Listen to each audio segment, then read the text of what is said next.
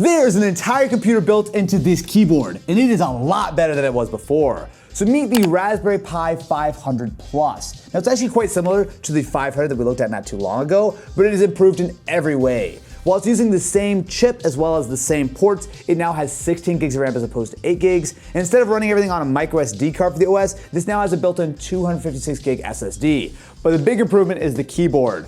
Previously, you were dealing with a crappy little cheap membrane keyboard. However, this time, you've got a mechanical Gateron Blue, and it feels and sounds so much better, especially with this RGB lighting. Now, you do have to keep your expectations in check. This is still using a quad-core ARM processor, so it's not incredibly powerful, even though the extra RAM and SSD help. But the big downside here is price. The previous version of this keyboard cost $100, but this comes in at $200. And while the physical keyboard itself is really nice, you just have to keep in mind that this is a very underpowered system.